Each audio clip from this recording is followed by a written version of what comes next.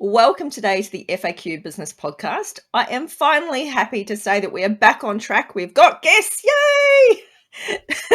Thanks, Leanne, for being our first guest. So what we've got today is an episode about website copywriting, how to make copy that is going to be impactful. And first of all, we're just going to cover what copywriting even is. But today we are going to be having the wonderful Leanne Shelton from Right Time Marketing.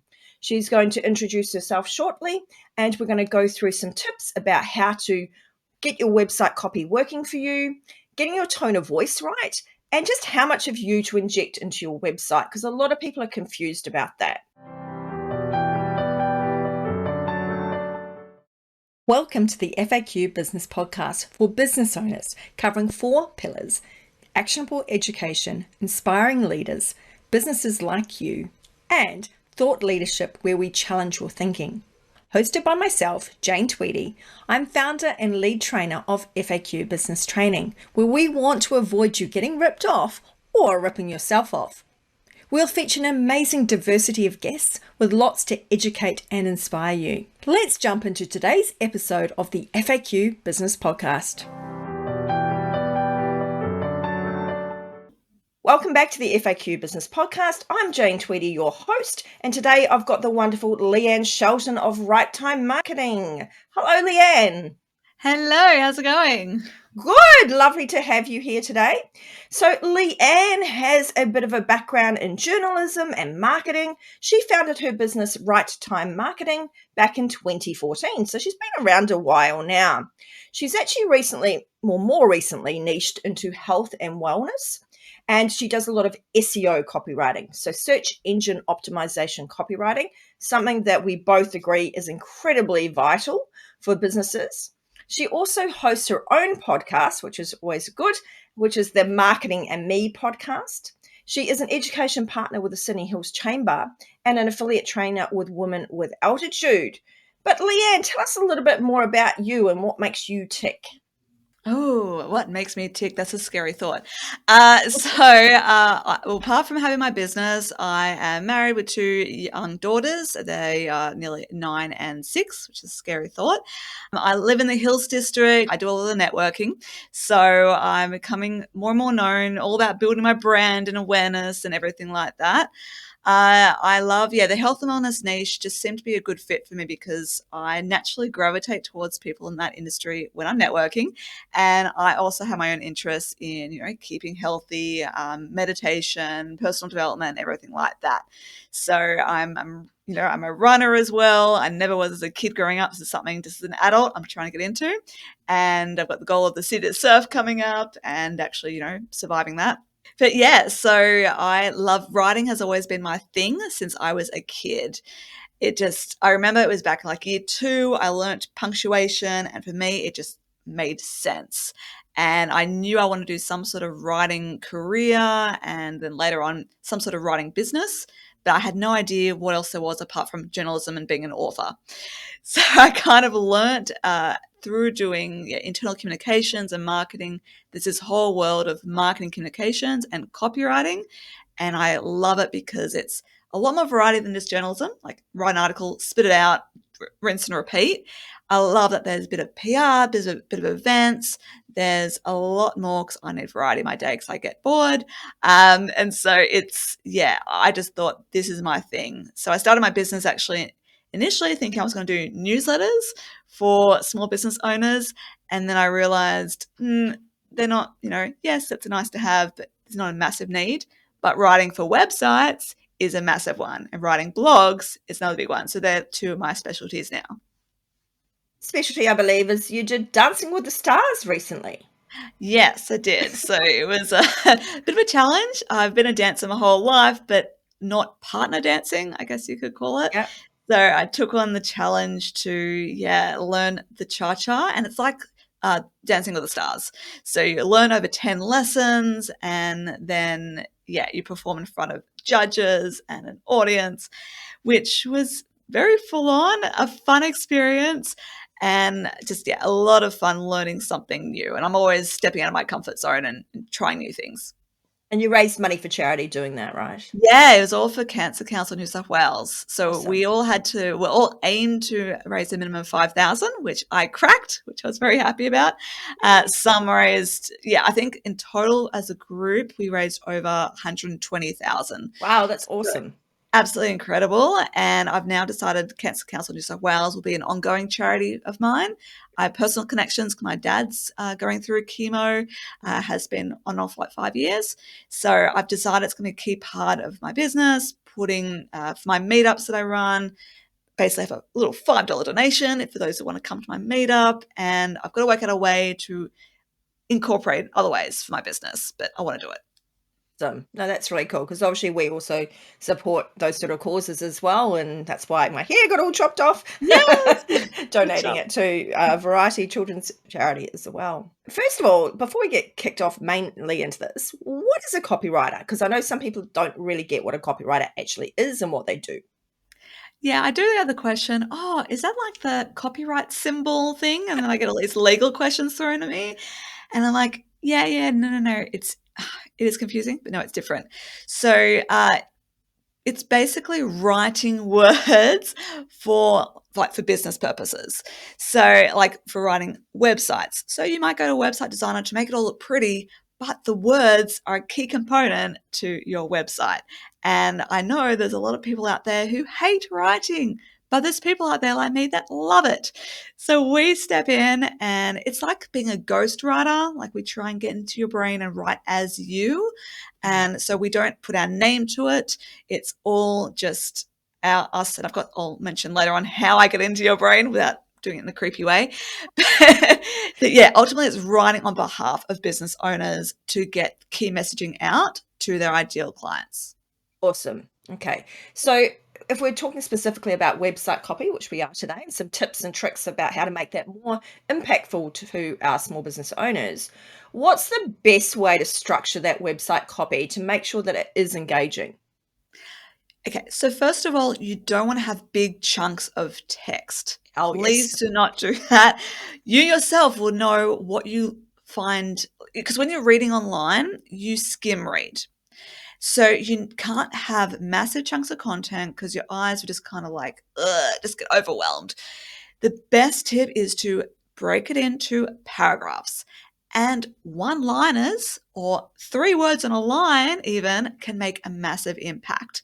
So it's all about spacing it out. Headings and subheadings, great for the SEO, which we can talk about, a bit more later. But it's also just so anyone who is scanning knows, oh, yep, that looks like a relevant point to me. And they just jump to that. It just makes the whole experience so much easier. So you just got to, not write an essay, write it in short little sections, bite-sized things, so people can really get what you're trying to say in, little snapshots. Do you think that's part of the culture that we're in now? We're all about text messages and messaging and stuff like that. So we've very much got that little brain that just goes, you've got to be short, otherwise I'm not interested. Pretty much. That's what I'm saying. Like, just the one-liners can have a lot of impact. And I break all the rules as well from what you learn at school. Like, don't start with because and don't start with and. I actually find that sentences that do start with those words, if done properly, can have a really great impact. So throw all those rules out the window. And that can be really hard, particularly I know people that use tools like Grammarly or something that, edits their stuff and it tries to correct everything to proper English. And you're like, but I don't necessarily need proper English. So would you kind of agree that that can be the case sometimes for website copywriting? Yes, you need to know when to trust it and when to go, nah, I feel like I've got enough creative license here to go with it. And so you just got to, know because, it has to be all conversational. Yes. Websites, particularly conversational. I do have some clients that come to me going, oh, it has to be more professional sounding and don't write, do not. But honestly, it flows so much easier when it's don't. I personally keep to those unless I'm told otherwise by the client. If they're really adamant, no, we want it the other way. It just, when you're reading it, it flows much easier and it's more relatable to the reader as well. Totally. And I think that obviously helps to the engaging point, right? Is that you're engaging and that you feel like you're reading or you're in a conversation with the person, not just I'm reading some textbook somewhere that's boring as. Yeah, because you've got to really, the viewer has to really feel part of it. It can't, that's where I say, think of the pain points of the client, first of all, when you're writing it, Yeah. speak to them. Don't, I had this amazing thing, I laugh at it. Don't we all over yourself in terms of your website. Don't say, we do this and we do that, because you're forgetting about who's reading it. You've got to think about the what's in it for me. And whether it's a good thing or bad thing, that's how a lot of us think, right? So you need to be thinking about, what is the purpose of this? What am I hoping for them to take away from this message, from this paragraph, from this page? If you are just go, oh, I just have to tell them everything about what we do and how great we are, that's good, but you've got to first acknowledge their pain point before you bring in that solution. Absolutely, totally agree. So that sort of leads on to the idea about an about page on the website. And I think people are very confused about what an about page is for and what you should include in there. So, do you need an about page on a website? And I'm talking about even businesses like an e-commerce or a major company versus just small business sole trader. Or, does it differ for those type of businesses? And what type of information should you include? How much of you do you put in your about page? Personally, I love a good about page which shows the journey and the humans behind the business. I get annoyed when I personally go to an about page and it's just their mission, vision. Look, that's totally fine to put there, but I want to hear like first person of the person who founded it or the team, show photos of the team and who they are and everything like that. It's so, because especially if you work in a very competitive industry, this is what puts you apart, the people. And I've learnt this massively through networking, right? Not just going and going, tell me about your business. No, you want to get to know the people, because people work with people they know, like, and trust. So the about page is so key, like such a key component for that. I personally love having, this is my background. This is what drives me. This is why I started the business. However, I did have, I have a client at the moment, actually, they bought the business off someone else. And they're like, we don't actually have that backstory. We're just taking over and going this angle. So it was a really good challenge. We're like, okay, well, let's make it then what you stand for. So if you are like e-commerce, for example, like these guys are, you may not want to put so much of the people in the journey, but just saying what you stand for and what you believe in and why you can help the customer so much. That's a really great angle as well. So you can take it a few different ways. There's no right and wrong. Just add as much human to it as you can. Yeah, and I see that a lot of people that they just don't want to be the face of their brand or they don't want to put themselves out there. And they seem to be very confused about the difference between being a face of a brand and creating that humanization versus the brand being all about them. So, can you elaborate a little bit more on that type of issue? How do people avoid it being all about them and that it is about the customer, but also still humanizing it and getting them in it? I think it's all about getting the customer to relate, because you want to say something like either you've had the personal experience or you paint the picture, understanding what the customer experience is like and how you want to improve it, or how you relate to that. So I would then, that's what we're doing with these guys. It's more about the customer experience. So have you ever felt like this and you've hated that and not like that? What if there was a way, well, we're strong believers in this and we do it X, Y, Z, this kind of way. That's how I would address it, because it still brings in the human. You like speaking to them without going, I'm, Joe Blow and I do this because I'm awesome. Yeah, there's a little bit of that sometimes, but often I actually see the opposite, whereas people don't want to put themselves in there at all. And particularly with something like e-commerce, they're kind of the attitude, well, I don't need to be there because people are just buying online. Do you agree with that? No, well, if you're saying, look, oh, all the other websites I see aren't doing it, then be different and definitely do it. Because once again, if you have like, for example, if you're showing on socials and showing behind the scenes, Mm. that kind of stuff, to me, that goes viral versus the promo posts. It's the same sort of thing. If you're not open to being behind the scenes in your about page, you can't really then do it on your socials, and that's just a missed opportunity there. So 100%, if you're like, oh, well, these other people's in my field, they're just selling stuff. But why should people buy it from you versus them? If you say, look, I'm selling baby items because I had this need, my child, I wanted to buy this stuff, couldn't find it anywhere, couldn't find the natural products that I was seeking, so I decided to start it myself. People will just buy into that story and be more likely to go to you versus maybe someone cheaper potentially. If they relate to your story, they'll see the value there and go with you. What about values? So you kind of touched on that a little bit earlier, but without saying the word values. But how important do you think it is to share your values to your customers? I think it's a nice idea. I'm getting my website redone and I'm going to put that on my about page. It's just, once again, them just seeing if you're on the same level as Yeah. them. And if they say, oh, yep, no, that's, a key value for me too. Great, we're on the same page. Let's work together. And that might be the one thing that pushes them over the edge to give you a call or reach out to you once again. You just don't know. Yeah, and I had that issue where I agreed to do something and it sounded really good at the time. I was like, yeah, this sounds amazing. But I hadn't, because I knew the person, I didn't look into the business that she was connected with for this particular issue. And when I looked into it, I found that they had some values that very much went against what I did. The trouble is, I'd already committed to it. And then I'm like, well, how do I kind of deal with this? So all I basically did was I just didn't promote it. I just made it something that I did just to, meet my commitment.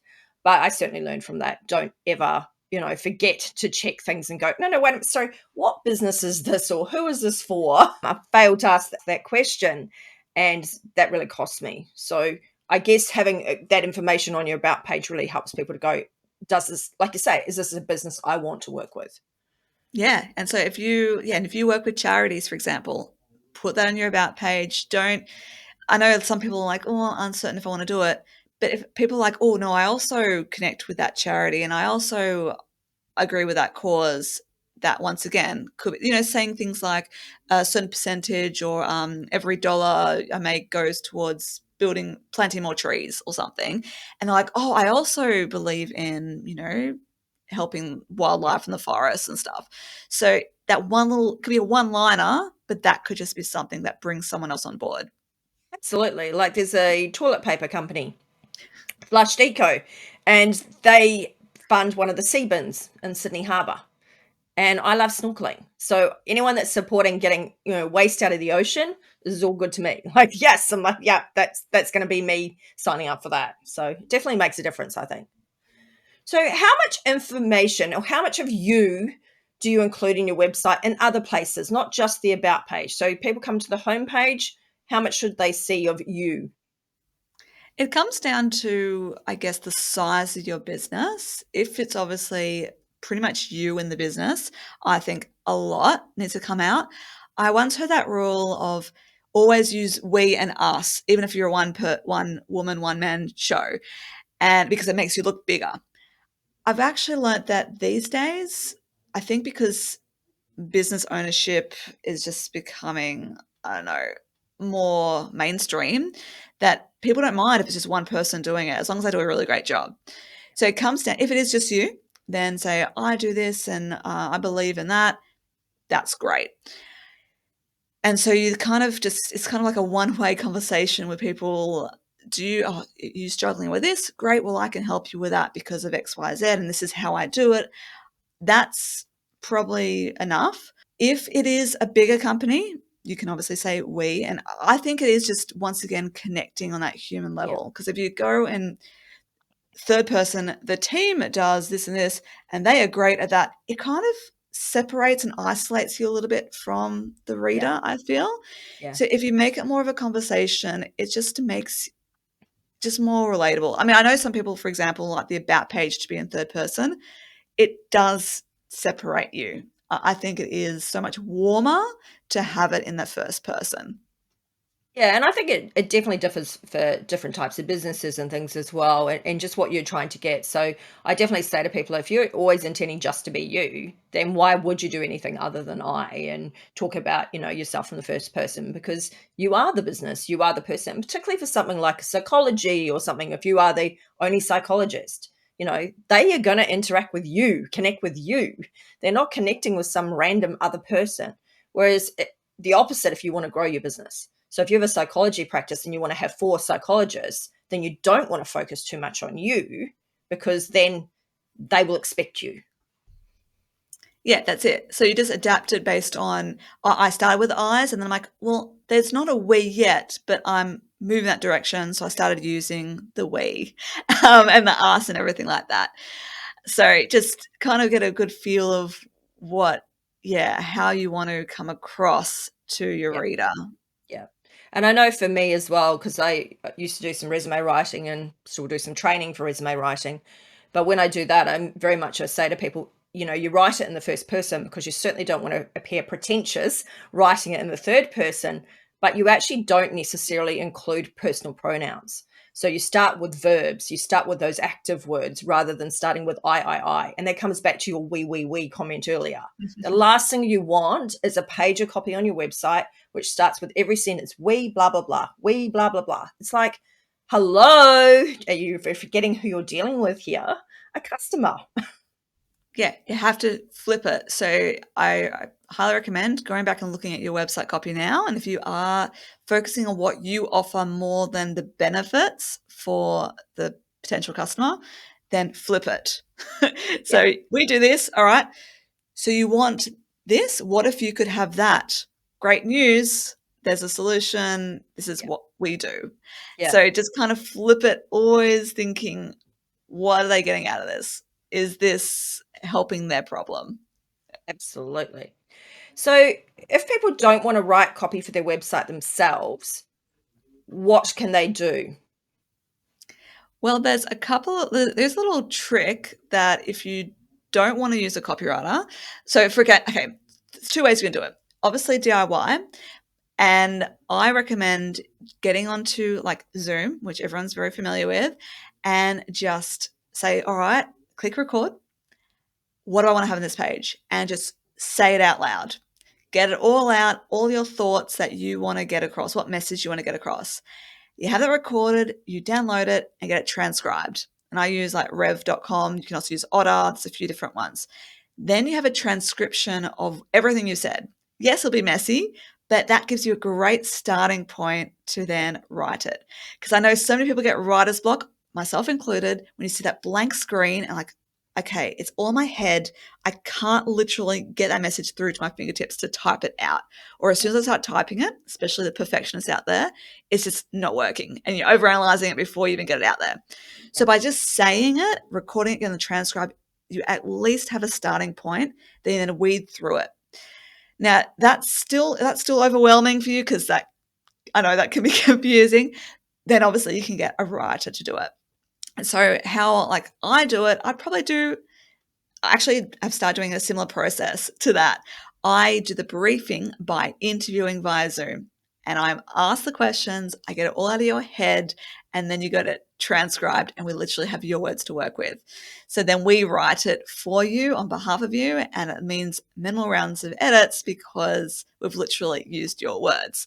So that seems to be working quite well, unless, of course, they go, oh, yeah, I know I said that, but in retrospect, I want to add something else. Cool, add it in. But at least we had a really great starting point.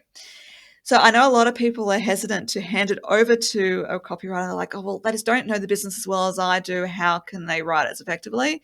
This is why I've started doing this process, because I realized giving someone a written brief, hey, fill this out with what you want, when they're approaching a copywriter for a reason, it doesn't really match up. No. So what happened? Well, I get like 1 or 2 line answers, and then I ask the same question on Zoom, and they talk for 10, 15 minutes. I get really great content because you get the passion that comes out. So that's why I've now changed that tactic, and it's much more worthwhile. And honestly, that is my number one tip when I'm doing a workshop or something and I'm talking about productivity hacks, or I'm talking about blogging or something. I always say to them, by the way, if you don't like writing, do this little technique. Put 3 notes down on the piece of paper, what you want to talk about, and literally talk to them. So another one that you can use, apart from the 2 couple that Leanne mentioned, is just your Google voice typing.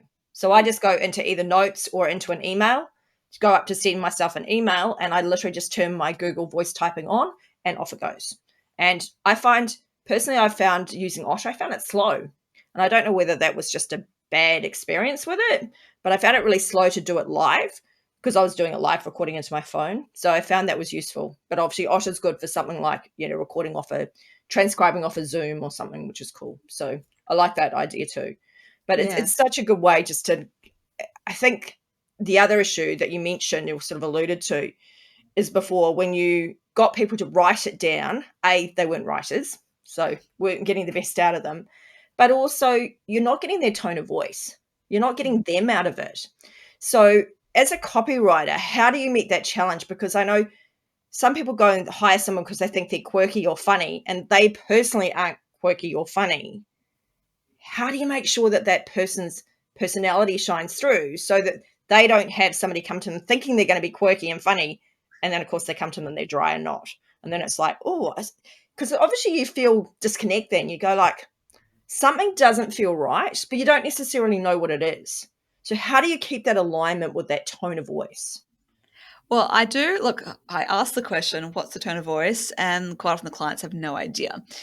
I am a big fan of phone and Zoom because I do know some copywriters purely communicate via email, and I don't know how they really get the message done effectively without hearing the person's literally like hearing their voice. Yeah. So before I grew a team, which I do now, I would get on the phone and just kind of just chatting with them. We just kind of get a feel for their, if they're a soft tone, they like jokes, they're bubbly, whatever they're like. And whenever I'd be writing for them, I'd have that in mind. Go, would they say a word like this? Yeah, I think they would. But when I introduce the Zoom aspect, thinking I'm going to be handing this over to someone else, it's even more important because I'm going or asking the questions. When they answer, what terms do they use? Yes. And then literally making sure that if they say, if they say, or woohoo, or, cool things like that, or meh, I'll throw that in because that is them. That Yes. is their personality. So 100% as a writer, you have to kind of get into the mindset and that person you are writing for. And if you're struggling, you need to pick up the phone or you need to get onto Zoom to really get a feel for that person. It makes it so much easier to write as them. Because you don't, I've had people say, oh, hey, I know my past content's been really dry. You're bubbly. Can you change it around? Well, I could, but that's not you. Yeah. So, I'll then, talk them through and go, all right, tell me more about this topic.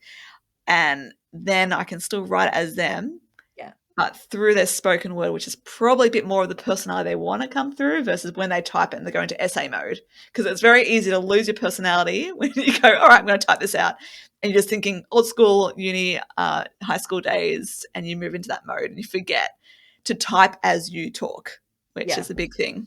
And it comes out so much cleaner and easier. And that's one of the reasons I suggest people use that technique, is that idea that when we type, even if we're good at writing words on paper or typing them, is that we tend to go, 3 words, oh, no, edit.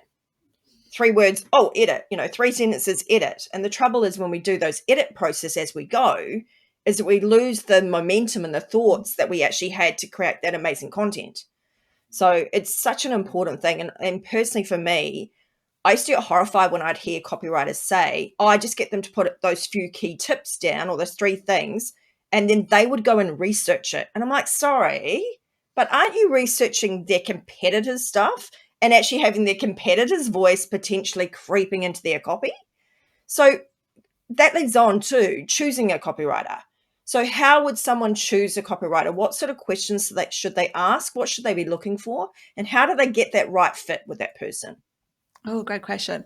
I think there's so many copywriters out there. And look, to be Yes. honest, I was initially a bit intimidated when I met another one going, oh, are they like my competitor? And then I joined a online copywriting community and I'm like, how is this going to work? Like there's like hundreds of us, but everyone has different niches and different levels of experience and different personalities, different ages, all these different factors. So there's a copywriter for everyone. You just got to find your person. So for example, I've niched into health and wellness. So I know there's a lot of alternative therapies, for example. They want someone who gets their headspace. They want to know, oh, is this going to be a bit too woo-woo? Are they going to question and make me feel like an idiot? Like, no, come to me. I love that stuff. I will really get into that headspace. I'll start saying back to them some ideas. I'm like, yeah, exactly. Just like that stuff, like law of attraction. Yes, give me more. But then again, there's people who are great at legal copy, people great at accounting stuff. I've done it. I'm not a massive fan, but you know what? It did work, because if they had their clients who were a business owner like me who didn't get accounting stuff, you get a writer who doesn't get it either. And if I get it, they'll get it. So that kind of works out. But yeah, find a writer, and then obviously make sure you get it on the phone with them somehow to really see if you've got that connection, because you've got to feel that great vibe. You've got to feel relaxed with them, because you are going to be opening up to them and sharing your values and all this kind of stuff that you need to share with them about your business. They don't have to know all the ins and outs about your financial situation, but you need to feel comfortable enough to share your why and your passion and everything like that. So it may not find, and obviously make sure you find a copywriter, if you're writing website copy, who has website copy experience, who has the SEO training, because I've had someone come to me go, oh yeah, you're a bit too much, went to someone else who knew her industry but wrote for magazines, and then came back to me later saying, oh, I found out it wasn't SEO optimized, it wasn't written very well because she hasn't done websites. So 100% make sure they've had experience in the type of project you're after as well. Big one. Yeah, so the search engine optimization stuff, you and I both talk on this. We both do talk about SEO blogging and all that stuff. And again, just Leanne alluded to this before, that, that competition in the copywriting space. Oh my gosh, there's all these other copywriters, but it's the same for what we do. So we both do, workshops for City of Parramatta Council, for instance. We both do that stuff. But it is about choosing to be a community rather than competition type approach. And that is something that I personally am very passionate about. I think that we need to, look at the fact that there is enough people in the world for everybody. And I think what you just said then about choosing that right writer, making sure they're the great fit. So it's not just on paper or whatever they look good, but they look good in person. Because the trouble is, you might see that they have done some amazing copy for someone else's website, but if that's written in that person's tone of voice, they may or may not, that tone of voice may be their tone of voice too. So you might actually be getting the copywriter's tone and not the customer, which you need the customer to be picked up, you to be picked up. So with the SEO side, when you do hear stories like that, how do people know that the SEO copywriting is there? Is that something you can probably check by past work they've done? Yeah, it's like, so this particular example, hadn't really considered it at all, just kind of wrote stuff that sounded good. Yeah. And, writing for magazines and writing for websites, very different, because websites, for example, got to be, like I was saying before, people skim reading, short, sharp sentences to the point. You can't have things with like a million nice descriptive words to make it sound good. Like, I was reading a book the other day and there was a sentence that went on for like 4 or 5 lines. You cannot have that with website copy. And same, look, with the keywords, look, you've got to know obviously the focus of each page. And I use a tool like Keywords Everywhere. It's an extension on like Chrome or Firefox or whatever. And then you can kind of type into it and get a feel for what people are searching for and then incorporate that in your copy. But you also, and this is what happens if you do go through an SEO agency, they make keyword stuff. They throw all those keywords in thinking, oh, that's what Google needs. However, it actually has to be based on the human experience and the interaction engagement. Yep. We're all very savvy now. We go, oh, they've said that word a few times now. Like, 10 times in the last 2 sentences. Yeah, not great. Yeah, it sounds awkward if you repeat the same word multiple times. So it has to be naturally put in, which I guess someone with the SEO copywriting training can do. The headings, like I mentioned earlier, key spots to put the keywords. So, say it is the natural baby products, natural Australian-made products. Then maybe Australian-made is a keyword, the natural, that's, and baby, that could be a whole bunch of keywords, like one phrase in one there. So you'll then have subheadings, and the subheading could be a synonym, another way of saying the same thing. Because remember, you may think, oh, people are searching for this for me. Like people are searching copywriter. No, they're not. They're typing website writer. So you have to think of your audience as well. What terms outside of the jargon that you're familiar with, what are they searching for? And then you put a mixture of those in the copy, and then you've kind of got a good balance. You pick one phrase, you pick some other ways of saying the same thing, and then scatter that in a nice, natural way. But read it out loud and make sure that it doesn't sound repetitive because, it won't work. Yeah, it's got to be a combination of search engine optimized and user experience. It's got to feel good for the user, the person reading it, the client. And the other thing that I find frustrating so many times when I say to someone, or I'm reviewing their website or their blogs or whatever, and I'm saying, so what does the customer need to know here? What does your client need to know? And if you look at it from that perspective, often it is not clear. There's no clear navigation around the website. So, you do your about page, but what do you do? What's your call to action from that about page? Where do they go next? Yeah, and the call to action, very important to put on every page. People think, oh, it's obvious. If they like me, then they'll just go to the contact page and send me a message. But if you step into if you personally are looking at a website, you have to be handheld to be told, now, ready to go to the next step? Great. Let's line up a call. Oh, okay, cool. It's telling me exactly what to do. Don't just assume because maybe they feel like there's another step that they have to go to. Oh, I have to browse a little bit more. Or no, if you think they've gotten to the bottom of that page and there's a lot of copy there and they've made it through, give them something like a good point to do, like fill out a form, make a phone call, send you an email, whatever it is, download your free downloadable or whatever it is. Every single page should have something that tells them what to do next. And there should also be backlinks to pages as well that builds up this engagement, which helps with your SEO and ranking in search engines. Yeah, and HubSpot's a really good example of this, of like you read one of their blogs and every single blog will have 8 times through their blog ways to connect with that thing. So if it's a marketing template, it will have, download our marketing template as just a link. Then it will have it as a picture graphic. Then it'll have it as something else. And the thing is, if you get off that page and you'd search for marketing template and you get off that page without downloading that template, there's, it's very unlikely. Whereas you think of almost every single website you go to, how many times do you contact the person?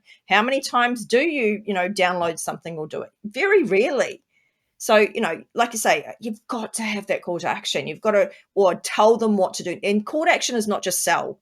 It is, like you said, it's download something. It could be a freebie, whatever. So it's really important to do that. And too many people don't.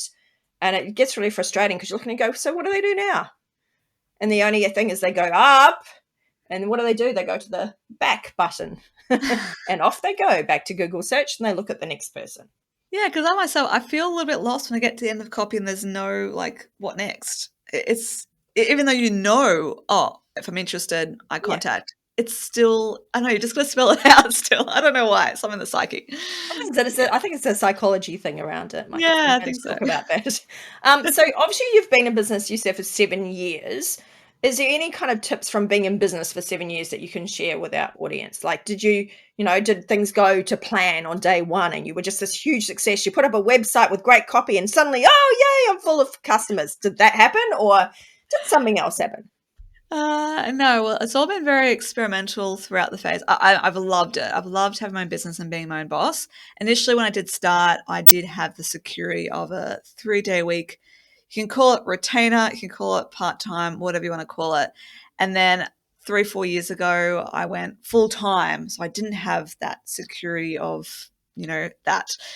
And I'm like, okay, cool. I need to go network, build connections and everything like that.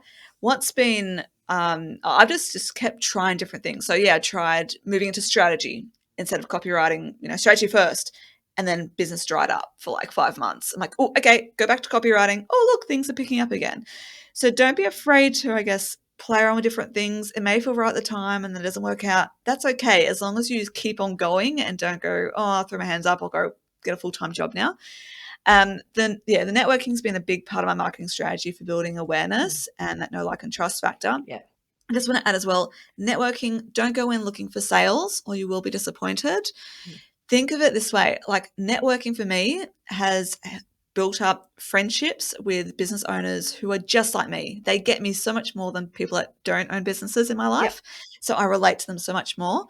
I've gotten tips from them. I've gotten free coaching sessions. I've gotten free website. My initial website was free. Business cards. Like, you just don't know who you'll meet and how they'll support you on your journey, or who they'll connect you with and where that will go. And I guess my most recent learning, which has really taken my business to the next level, is looking at affiliates and partnerships. Yeah. So for me, partnering with website designers and we write the copy has been a great one, because I learned from talking to people that website designers projects get put on hold if they don't have the copy. Correct. But and the clients are like, oh no, I'll write it, and get that writer's block. It doesn't happen. They overthink it, right?